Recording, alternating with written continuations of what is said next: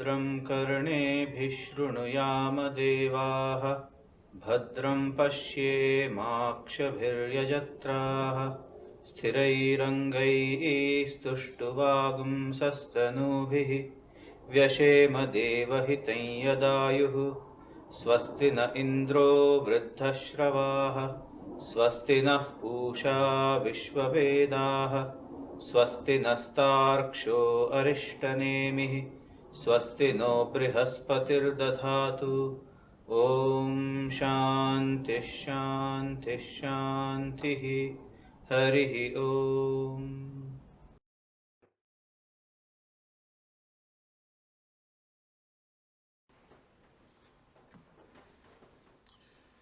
Dear friends, as we know, we are now coming to the conclusion of the study of the Mundaka Upanishad.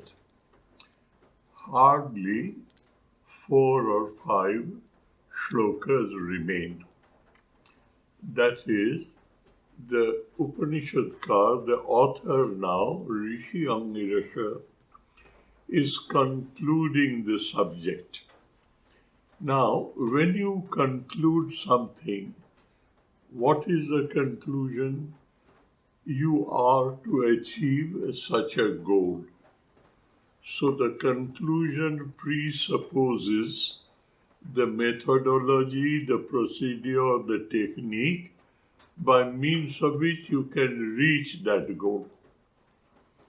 The 3rd and the 4th shloka of the last chapter of the Mundaka, we have read it in great detail.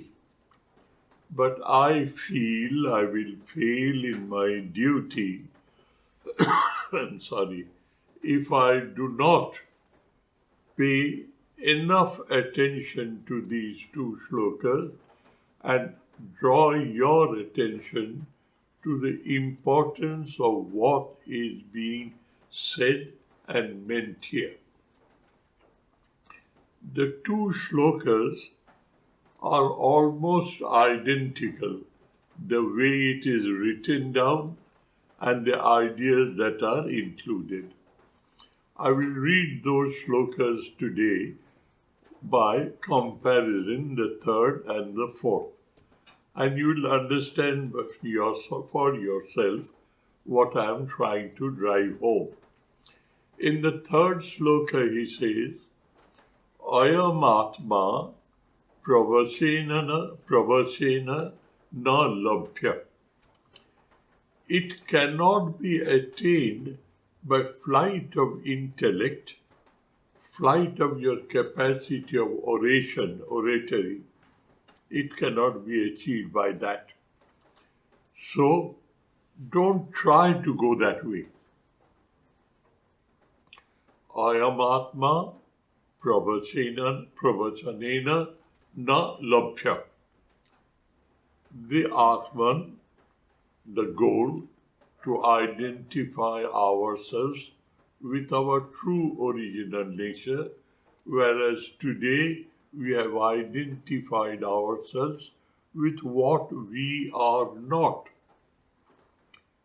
And there's a tremendous amount of vocabulary, tremendous amount of discussion and etc. We put it in a lighter mood, tremendous amount of intellectual gymnastic, ending up into a sort of a verbal jungle, a forest of words. It will not be available that way. The second is na medhaya na bahuna shrutena. I have explained to you before the concept of medha. Medha is that aspect of your memory and your penetrative intellect by means of which you can precisely, without any fault and failure, understand the true, real depth of the meaning of the subtleties of the Upanishad. And not only do you understand, you have the capacity to retain it. Again, to be a very, very excellent academician regarding the study of the Upanishads, that attitude of being an academician will not reach you there. That is, they are not a goal in itself. They may be means to a goal, but not a goal in itself. Na medhaya na labhya. It's not achievable. And thirdly, he says, bahuna shrutena na labhya. If you repeatedly listen to it 1,000 times, until and unless you're involved to transform your personality to the divine, into the divine, you will not be able to achieve that goal only by listening. This is the third shloka. That is, pravachanena nalabhya, medhaya nalabhya, bahuna shrutena nalabhya. The next shloka says, balahinena nalabhya. If you don't have that strength, the willpower, the determination, the character, Bala means all that. Strength of character, the power of concentration, the determination to hold on to your path. If you don't have this, balahinena, if you don't have this, nalabhya. Identical, the first line to the first line. And then he says,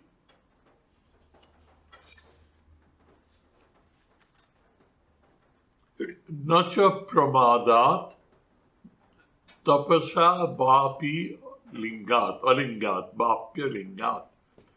What is that? Nacha pramadat. Pramada here means that confused thinking. What is the basis of the confused thinking? You are balancing yourself. Let this life pattern remain with me. I enjoy this. I like to live here. At the same time, I'll reach there.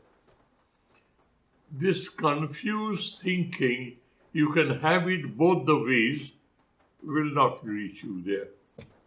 You have to be pinpointed, absolutely directed in a teleological manner, that you move in a straight line towards your only goal, to reach your own true original nature.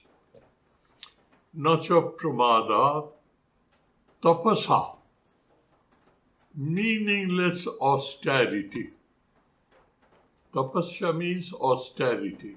What is that austerity? I have seen in my life when I was very young, about 70 years ago, I saw a Swami or a Tapasvi who was told that if you can stand on one leg, absolutely steady, gazing into the sun, days in and days out, you will reach your goal. He misunderstood. That example was being given that you need an unfailing, determined willpower. This is how you cultivate your willpower. So he forgot that this is a means to an end. He thought it is an end. And what happens is, standing on one feet, he never used his joints to move. He became rigid and gazing at the burning sun, glaring sun, he became blind. That was the end result. He was a tapasvi, all right, but he did not know this aspect of tapasya was supposed to be developing willpower, which is required to reach the goal. So he made a mistake that he took the means as an end in itself. And that's what the end result was. Such type of tapasya would not help you. And secondly, alingyat. Tapasya va api alingyat. Linga here means a symbol. What is that symbol? Symbol of total renunciation known as samyak nyasa sannyasa. Total elimination, total rejection. Of what? Expectation from this world or desire to be fulfilled by this world. Without that desirelessness, without that renunciation, I am afraid you will not be able to reach, however austere you may be. So, in both the shlokas, he is enumerating few qualities of character. What is that? You have to be unshakably strong, that nothing in the world will move you from your direction, not even for a single second or moment. Not that you do half-time, halfway this way, halfway that way. No. Absolutely uninterrupted, determined effort. And that effort is a means to an end, not an end in itself. Pravachena nanabhya, balahinena nanabhya, medhaya nalabhya, pramadat nalabhya. All these, that is pravachana,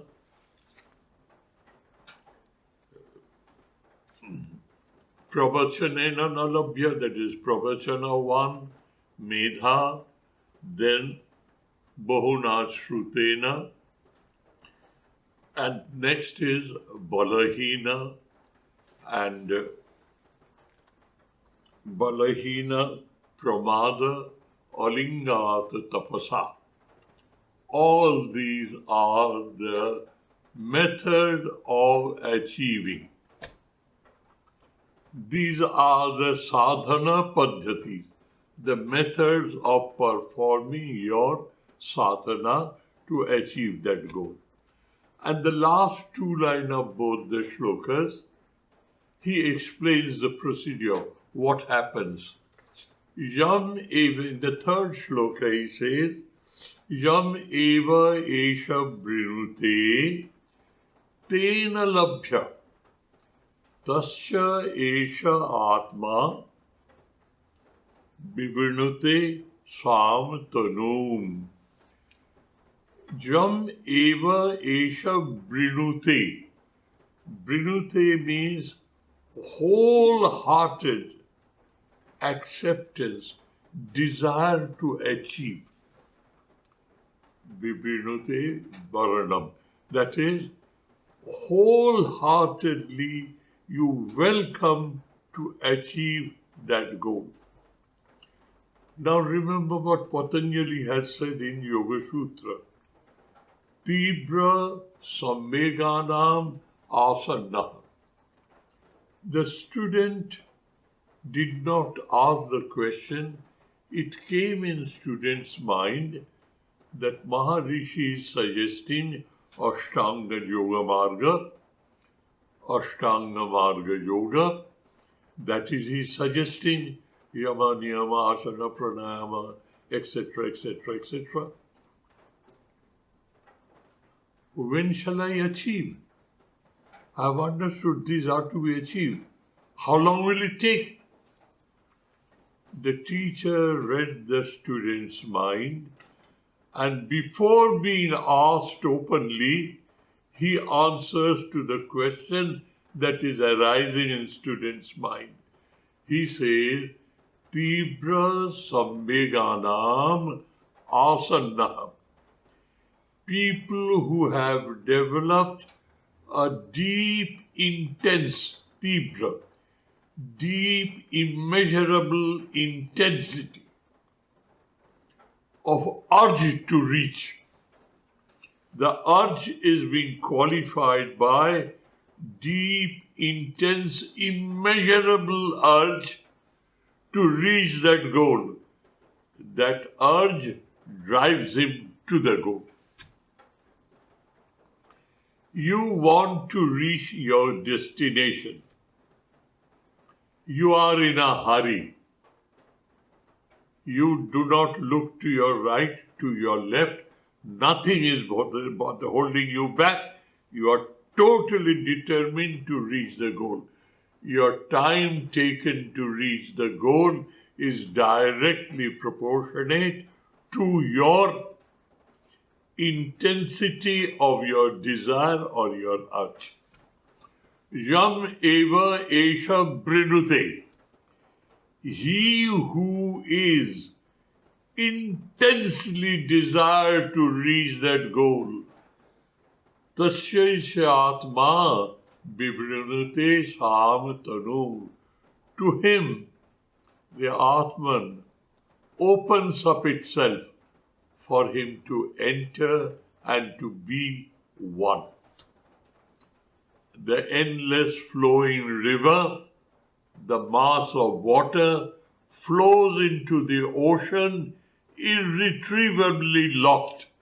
The river has lost its identity, but the quantum of water that makes that river, that quantum of water has mixed up with ocean water. You can't retrieve it back. Yam eva esha brinute, he who wholeheartedly invites this according to the intensity of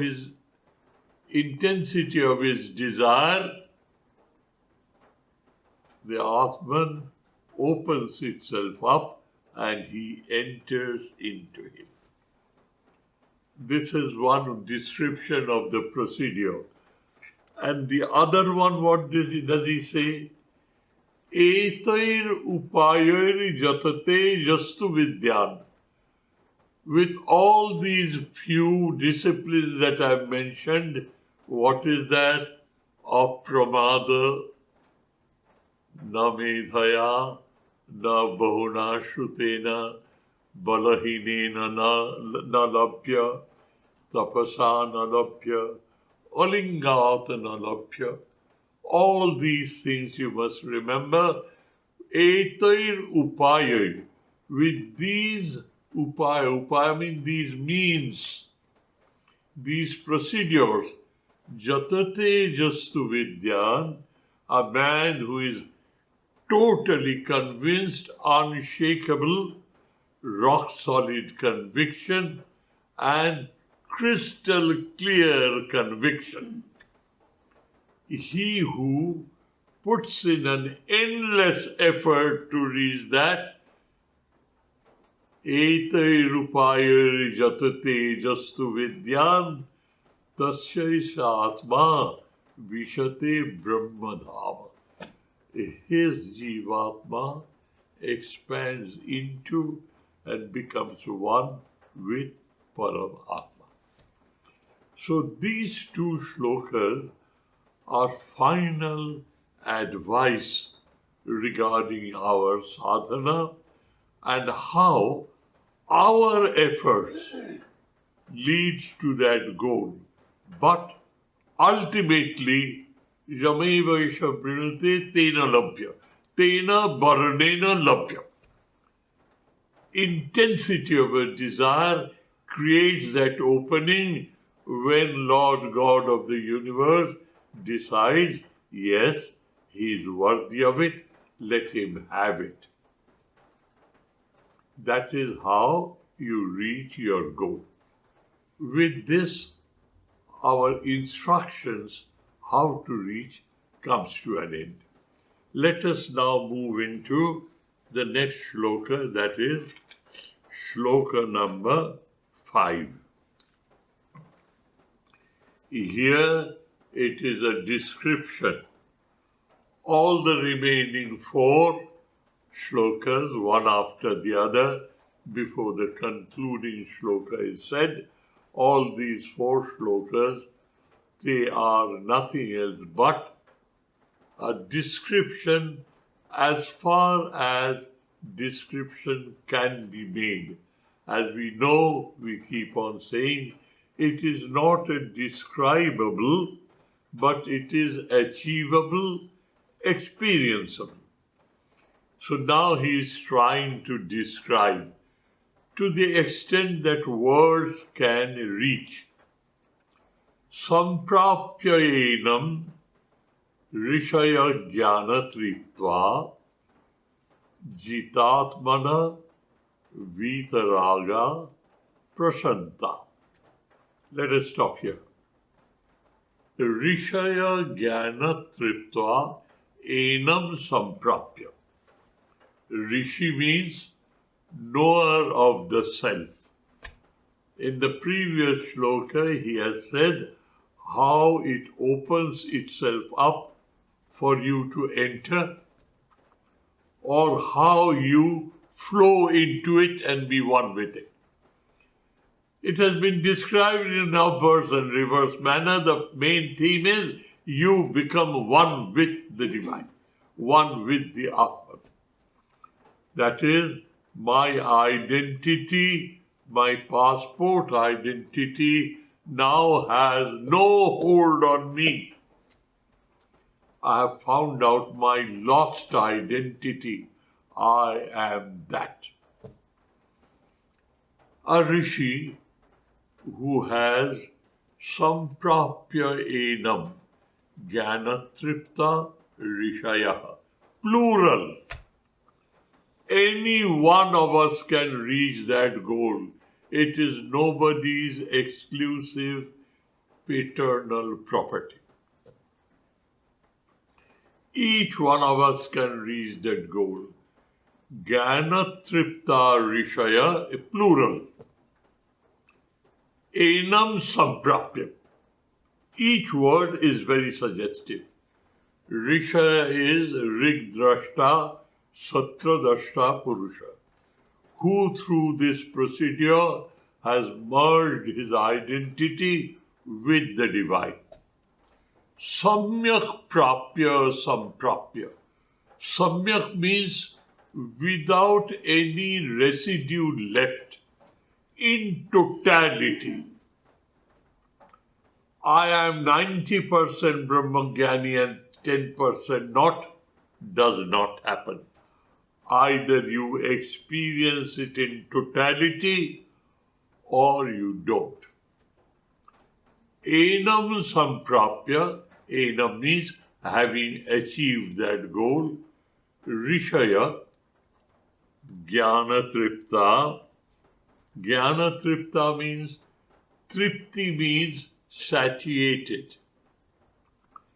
There is no trace of desire left in you.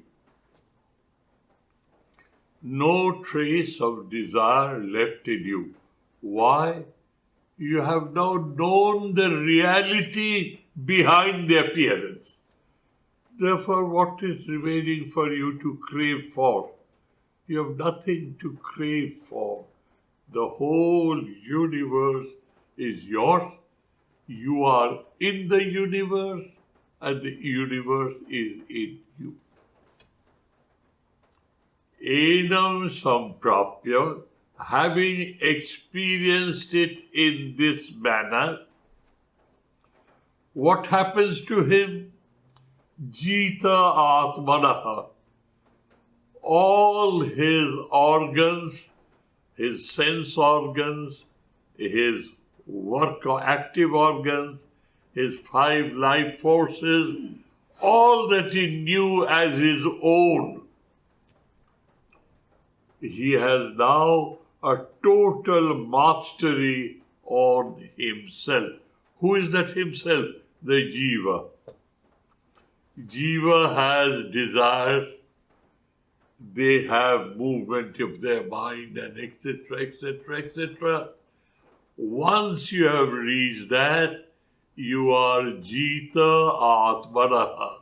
You have total control of your own self. Jitatmana Vitaraga. The attachment and expectation has totally washed out from your personality. Jita, Mana, Vitaraga, and Prashanta, at poise with yourself, in serenity, in equanimity, in peace and poise. You are absolutely by yourself, undisturbed. This is what happens to you when you reach that goal. Nothing, as I keep on telling you, from the scriptures translated into English, nothing in this world can disturb you. What to speak of disturbing you? Cannot touch you, caress you. Disturbing is to shake you up. This world has lost its capacity to shake you. And not only it cannot shake you, it can touch you, or it can smother you or caress you. What to speak of doing that? It cannot reach you. You are much above this state of life. You are poised in the majesty, in the excellence of your own true original nature, the Atman, the Brahman, the soul, or the Holy Ghost or Spirit. You are entrenched there. Vitaraga Prashanta. And what happens to him? This I, this Sridharananda, where does he go? All through these years, I am Sridharananda, I am Sridharananda, I am Sridharananda. And you say everything is lost there. Where does Sridharananda go? Te sarvagam sarvato prapya dhira yuktatmana sarvameva avishanti. So sarvameva avishanti. Te, those realized soul, sarvagam, they permeate the whole cosmos. Akashavat avatishtate. The concept of Akasha in Sankhya philosophy, Akasha and Prana. Vedanta accepts that.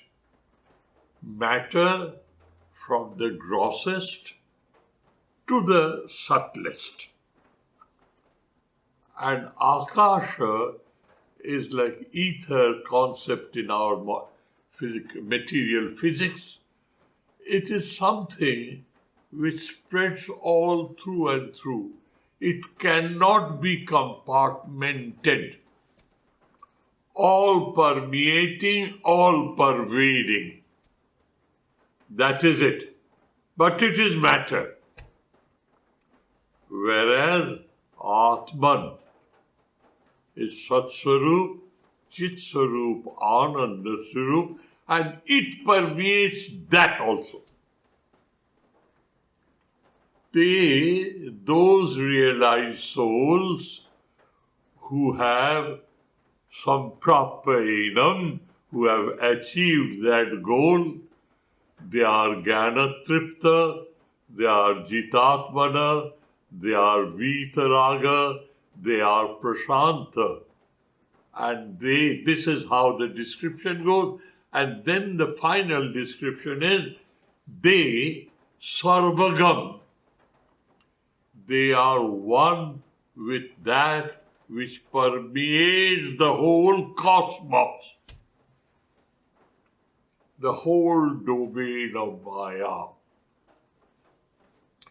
Sarvato Prapya, from all aspects.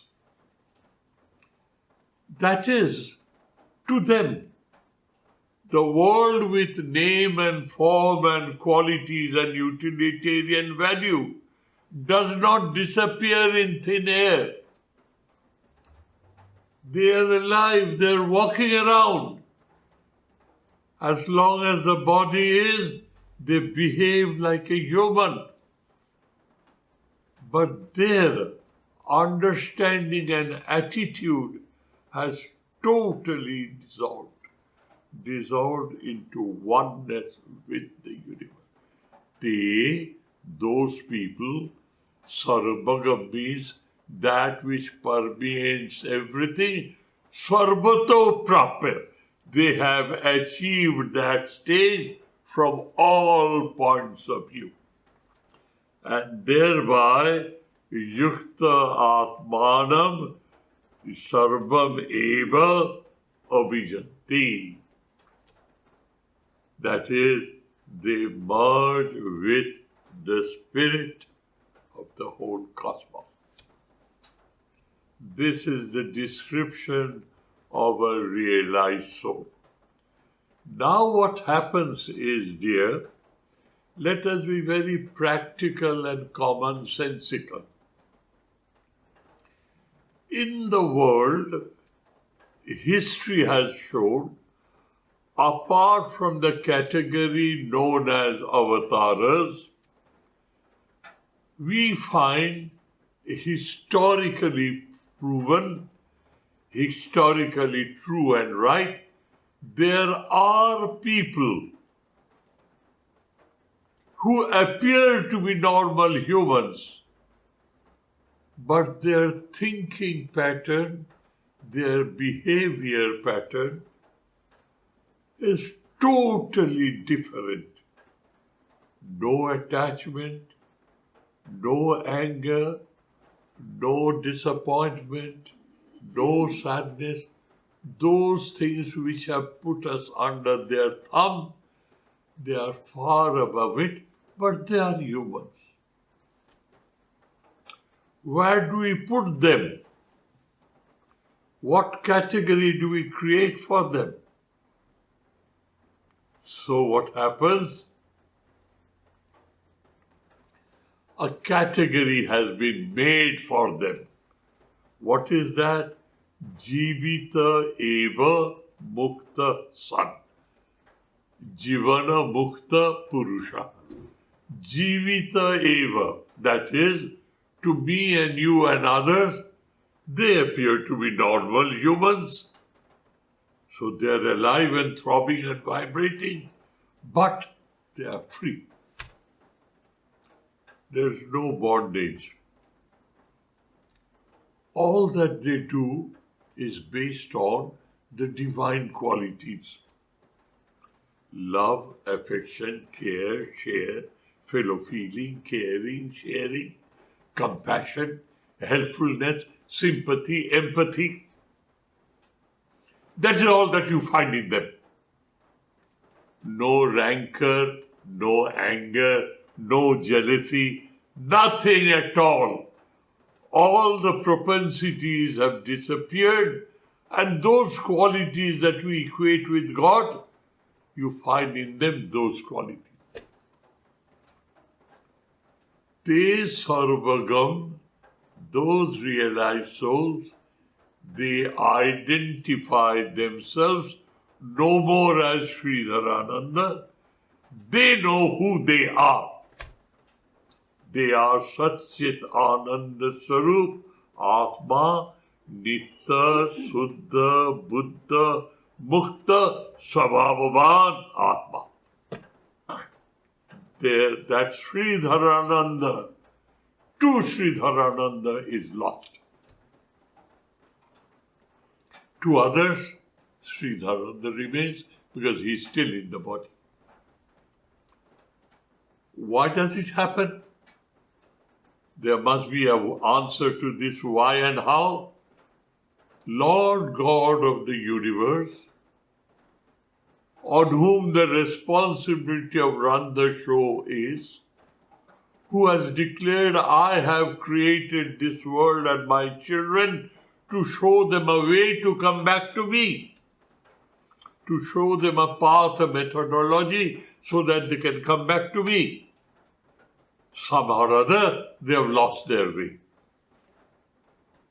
So, let me create a group of people who live in this world but not of it.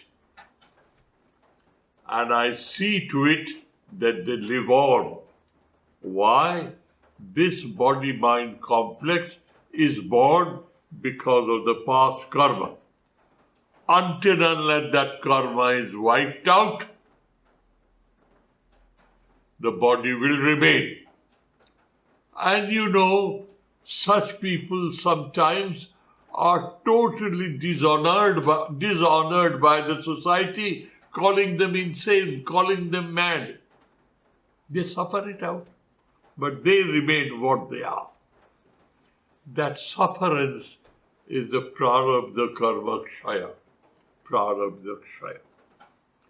So they stay on because of prarabdha, and when they pass out, God decides whether He will keep them under His control or allow them nirvana mukti. It is He who decides. And that is the definition between Jiva Koti and Ishvara Koti.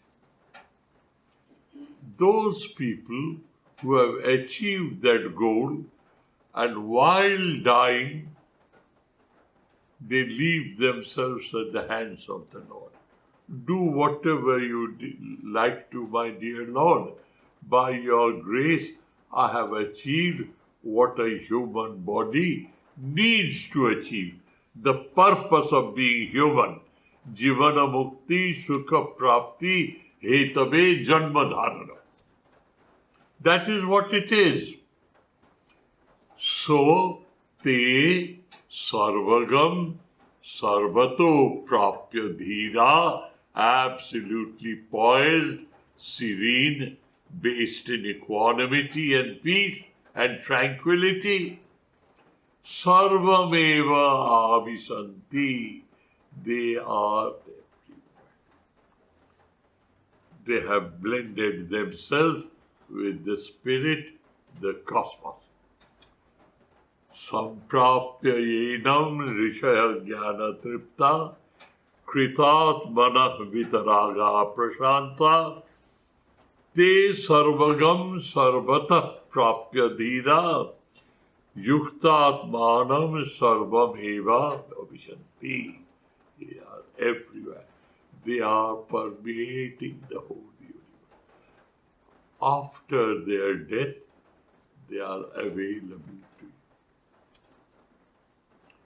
If you can raise your level of awareness to that, you can interact with them. Now, another way of describing. Vedanta Vijnana Shloka number 6. Vedanta Vijnana Shunishchitartha Sannyasa Yogat Jataya Suddha Satta Te Brahmalokeshu Paranta Kale Paramrita Parimuchanti Sarve. I'm sorry. Another way of describing that state. Vedanta Vijnana Shunishchita Artha. What type of people are they? Vedanta, a philosophy, which gives you that sublime idea that you, as a limited being, a jiva, by proper management of yourself, by the guidance of your Guru, and ultimately the compassion of the Divine, you can reach that goal. That is the Vedanta philosophy. Storehouse of all information, how you can reach that goal. Vijnana. Jnana and Vijnana. What is Jnana? Jnana is what I generate in myself, interacting with the world with my 5 sense organs. That is knowledge.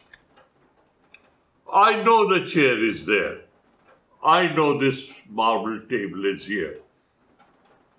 I hear a beautiful music, God's grace name. I am gathering knowledge.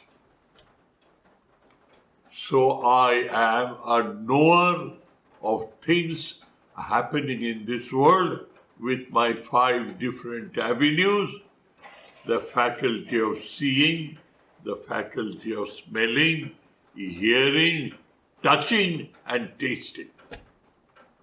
I generate knowledge. And what is Vijnana? I identify myself with my own being, that which generates without the help of 5 sense organs. Now, don't talk such fantasies. Is there anything that I know without my 5 sense organs? Well, yes, dear, you do. Your awareness of your amness, I am, doesn't need the help of any of these 5 sense organs. You shut your eyes, you block your ears, you block your nose, don't touch anything, don't eat anything. You see. I am. I am experiencing I am without the help of my 5 sense organs. That is Vijnana for you.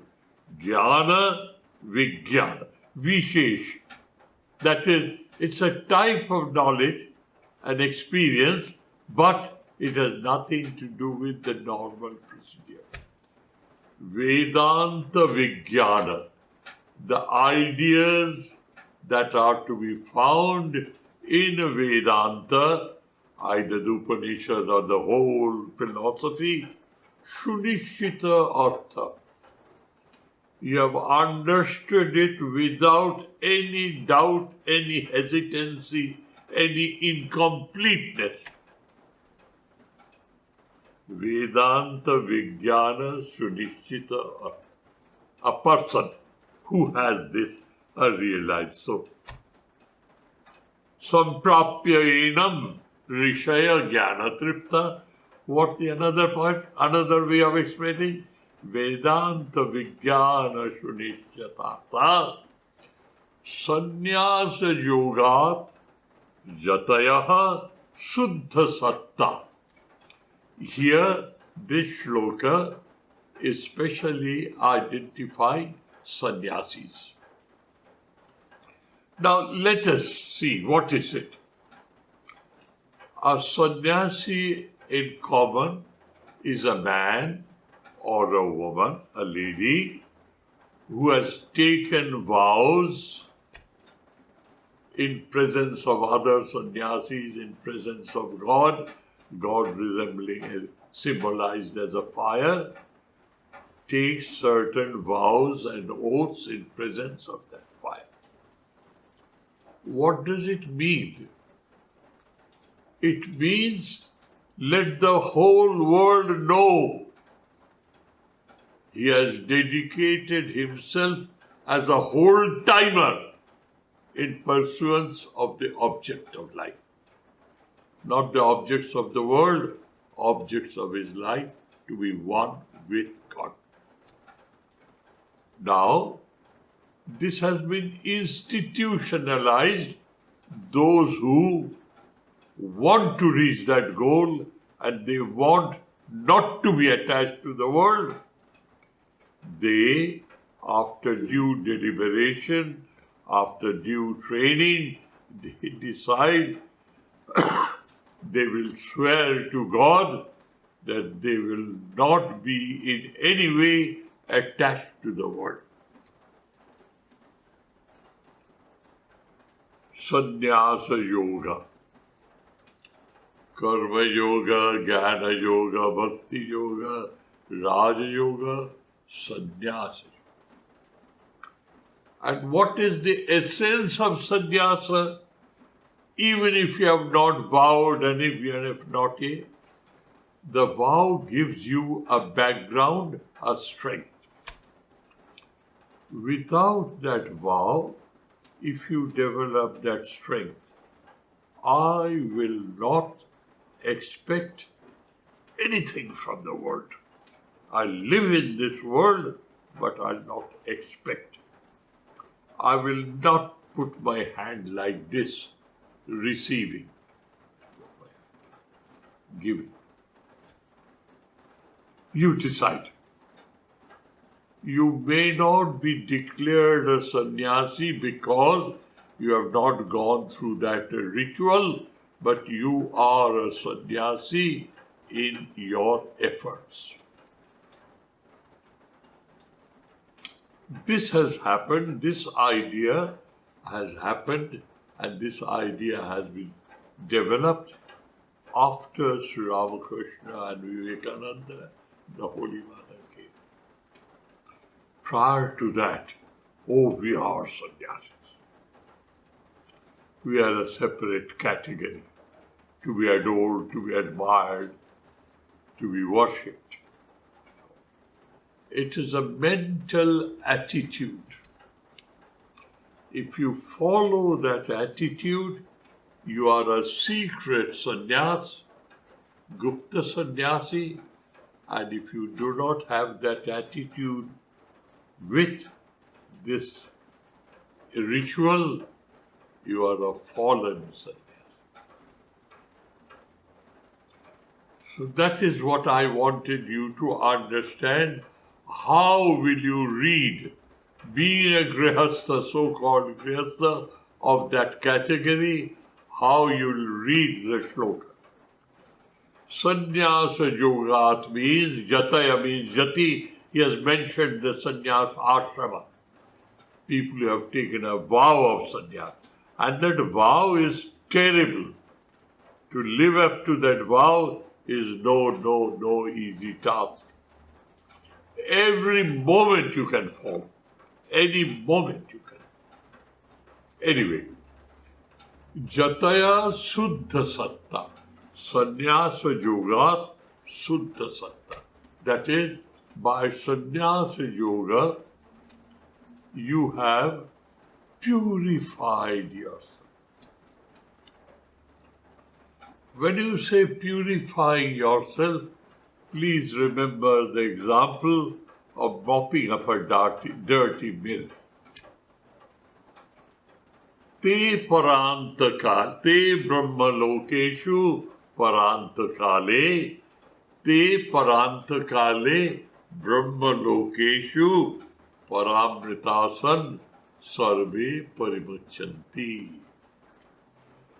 Those Swamis, those people, especially the Swamis, Vedanta Vijnana Nishchita Artha. What type of Nishchita Artha? Shu-Nishchita. Total without any failure. They reach that goal. And how they reach? They enter that domain which unfolds itself for you. Well, the last two lines needs a greater description. We'll take it up during our next discourse. Enough for today. the third shloka and the fourth shloka, where the methodology has been mentioned and the goal has been described. And how do you reach that goal? What happens to you when you reach that goal is the fifth shloka. Sixth, the seventh, and eighth shloka says the same thing. The same description in different manner. So each shloka now will take quite some time to explain, to retain with your medha. And that medha is a means to an end, not a goal in itself. Thank you, dears. Thank you ever so much. Om Shanti Shanti Shanti Harihi Om Tat Sat Shri Ramakrishna Arpanamastu.